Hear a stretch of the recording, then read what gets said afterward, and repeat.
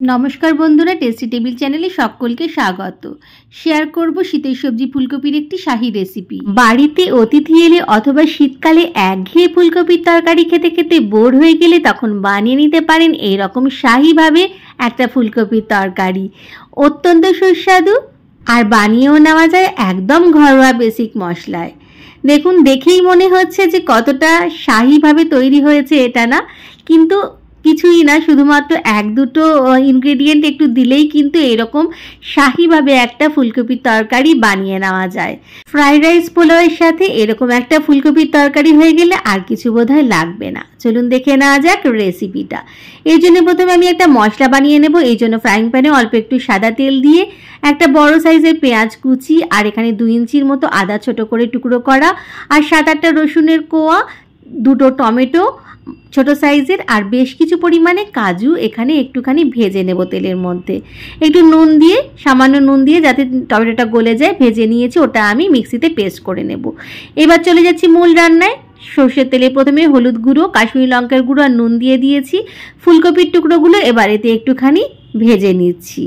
লাল লাল করে একটু ভাজা হয়ে গেলে ফুলকপির টুকরোগুলো তুলে রাখবো একটা অন্য পাত্রে। তারপর চলে যাব মূল রান্নাতে। আচ্ছা, যে মশলাটা আমি তৈরি করে রেখেছিলাম মানে ঠান্ডা করে ওটাকে আমি পেস্ট করে নিয়েছি। প্রথমে এইখানে তেলের মধ্যে দিয়ে দিলাম গরম মশলা আর তেজপাতা। গরম মশলার মধ্যে নিয়েছি একটা বড় এলাচ, 3টে ছোট এলাচ, 1/2 ইঞ্চি দারচিনি, একটা লবঙ্গ। এবারে ফোড়নটা ফাটতে শুরু করলে, সুন্দর গন্ধ বেরোতে শুরু করলে যে মশলাটা আমি পেস্ট করে নিয়েছিলাম সেটা আমি দিয়ে দিলাম। এবারে মশলাটা খুব ভালো করে মিডিয়াম ফ্লেমে নেড়ে চেড়ে নেব যতক্ষণ না তেল ছেড়ে বেরিয়ে আসে। দিয়ে দেবো এর মধ্যে মিক্সিং জারে যে মশলাটা লেগেছিল তাতে সামান্য জল নিয়ে সেই জলটাও, যাতে মশলাটা তেলের মধ্যে লেগে না যায় বা পুড়ে না যায়। খুব ভালো করে মিডিয়াম টু হাই ফ্লেমে কষে নেব। তারপর দিয়ে দেবো বেসিক মশলাগুলো, হলুদ গুঁড়ো, লঙ্কা গুঁড়ো একটু বেশি করে, ধনে গুঁড়ো, অল্প একটু জিরে গুঁড়ো, পরিমাণ মতো নুন আর সামান্য পরিমাণ চিনি টেস্টটা ব্যালেন্সের জন্য। দিয়ে দেবো হাতে ঘষে বেশ কিছু পরিমাণে কাসুরি মেথি। এবার মিডিয়াম টু হাই ফ্লেমে মশলাটা আরও একবার খুব ভালো করে কষতে থাকবো যতক্ষণ না পর্যন্ত তেল ছেড়ে বেরিয়ে আসে বা মশলার কাঁচা গন্ধ চলে না যায়। দেখুন, দেখেই মনে হচ্ছে মশলাটা কষা হয়ে গেছে। দিয়ে দিলাম এর মধ্যে বেশ কিছু পরিমাণে ফ্রেশ ক্রিম। শাহি আন্দাজে একটু বানাতে গেলেই কিন্তু একটু ফ্রেশ ক্রিমের ব্যবহার করতেই হবে।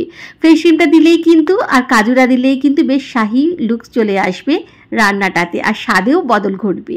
সুন্দরভাবে নেড়েচেড়ে নিয়েছি। লাল লাল হয়ে গেছে যখন, তেল ছেড়ে বেরিয়ে আসছে যখন মশলার গা থেকে, তখন ভেজে রাখা ফুলকপিগুলো দিয়ে দিয়েছি আর সাথে দিয়েছি বেশ কিছুটা মটরশুঁটি। খুব ভালো করে মশলার সাথে সব কিছু একবার মিশিয়ে নেব।